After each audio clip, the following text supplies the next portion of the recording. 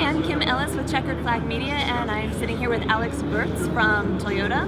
Hi. Alex, you used to drive with Toyota, but now you've transitioned into a different role. Can you tell us just a little bit about what the role is and why you made the decision to make the change? Well, I'm getting old. No, but at one point I said it's always time to stop racing, and that time was last year for me.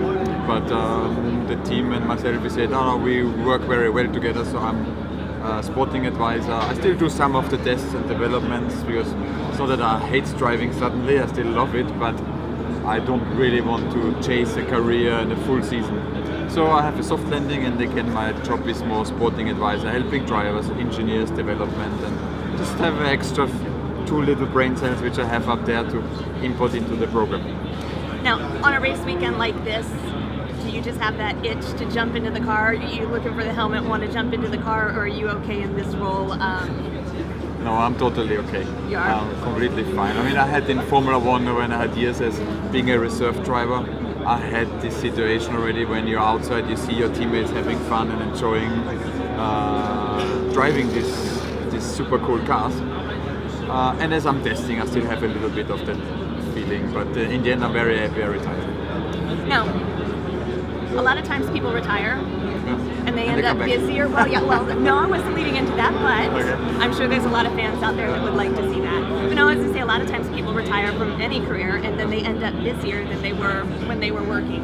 How's your time now? Are you actually busier than when you were driving with this new role, or do you have some time now freed up for all the things in life you missed out? No, because I'm way more busy in a sense that I retired, so I can push on with all my other projects, because I'm very interested in business, always have been, and build up various business beside the racing.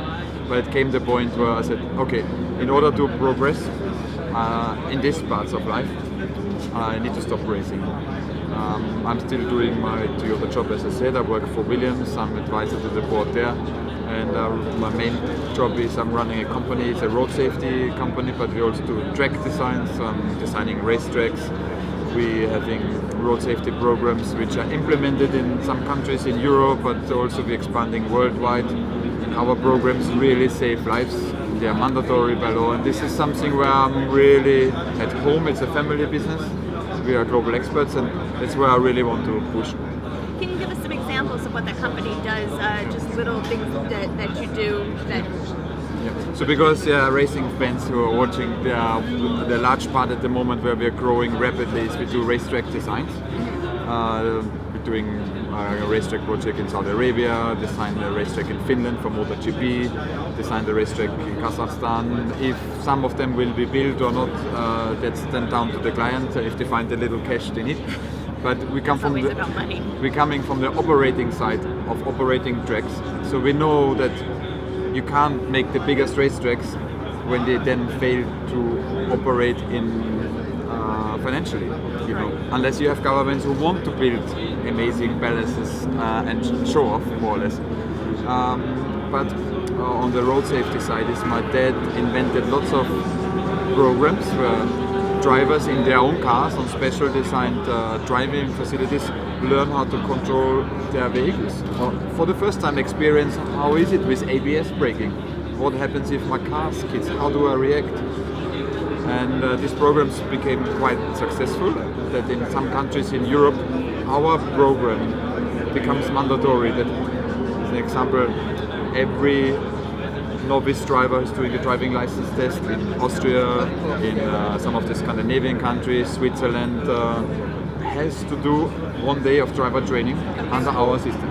It reduced fatal accidents by 33%, which is quite large, and again reduces accidents on the road, because we make drivers more aware, we change their behavior, and that's the key. You have to change behavior on the road, especially for male drivers when they are in the car with friends, because that's the highest risk group we have. What is one of the biggest things that you see that people participate in that maybe they shouldn't? I know you're probably going to say texting and driving or using a mobile phone, but what else do you find that really causes some of the problems that you have to educate out of people? Well, more than 90% of accidents on the road, and it's actually almost 100% to be honest, is human error. So it is you who are responsible, who are driving, who has to just understand that a car is a means of transport, but it could be lethal if you don't respect that. You have to be fully aware of what you're doing. And text driving is really dangerous. So is drinking, so is not using the seatbelt, so is not checking your equipment. It's really the obvious things. We're getting a little bit lazy, and I'm not innocent either, but it's a very serious game. And the younger generation are usually the ones most at risk, and we know all the tragic statistics that highest cause of death is 18 or 16 to 23 year olds globally. So more than any disease or whatever, it's road fatalities. And that shouldn't happen, because the car should be a sense of freedom, which brings us from A to B, and the B should be where we want to arrive, where we see the friends, the family, go to some events. So you have to arrive safe, leave earlier, and respect the rules. That's already the biggest insurance. And carry the responsibility. That's what we are here for. Well, that's a really, really noble cause. And if somebody wants to participate in your school, is there a website or something that they can go to and get more information? Usually we are only service suppliers, so it's the automobile clubs themselves or organizations who run our training. I'm not the operator anymore, I'm selling know-how. So just try to find some road safety trainings. And usually the ones which are longer in the business are the better ones. But it's about road safety training and not the fun training where you learn how to drive a car fast, which they have their niche and they're very important, because driving cars is fun. But that should be done on the racetrack, and it's very separate from real driver training to make safer drivers. Well, you know, I'm really glad that we got to talk about this, because it really is a big issue, and I appreciate your time on it. I know you're really busy today, so I've only got 2 more questions for you. One, because you have kind of stepped back from the racing, but I'm sure that you want to get back every once in a while to the track. Do you have maybe an event or a type of racing, like maybe the Masters or historic racing, or something that you would like to do every once in a while? Well, I did Daytona with Chip Ganassi, which was a really cool experience. I love the American style of racing. Maybe going back to Daytona next year, because it doesn't really clash with my work schedule in Europe. Would love to try a rallycross event. I had an invitation already. Clashes with the World Championship event. It clashes at the moment with my work, so I can't do it. So this one-off races I'm still happy to do. Cool. But you know, I'm working also hard to get fat and enjoying my life. So we'll see how many years I've got. Hey, well, as long as you're having fun, that's all that matters. Now, the final question I have for you is obviously you're still staying quite active in racing, and I know I've asked a lot of the drivers, anytime you're prepping for a race in a weekend, a lot of times you drive laps in your mind, close your eyes, thinking about the track, thinking about all the corners. Is that something that you still participate in? Yeah, I do. When you're prepping? Because if I should help teams to optimize their product, it includes drivers, engineers and cars. I really have to think like a driver and think of all the eventualities, and therefore it's best to still act like a driver in your mind, thinking of, okay, what do I have to prepare for? So it helps to keep a little bit of a driver brain. All right, well, since you've still got that driver brain, we're hoping you can participate in a challenge that we've had quite a lot of the drivers participate in this weekend.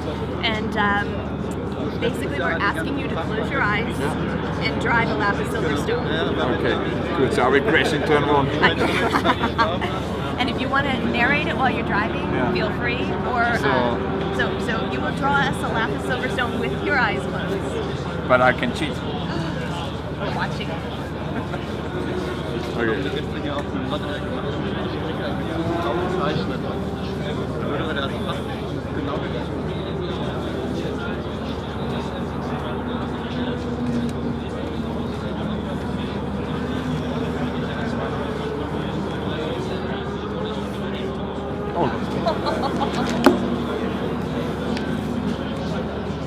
Not bad at all. That's quite impressive. I did cheat once. Where did you cheat? Up here I had the left eye a little bit open. But that's part of motor racing.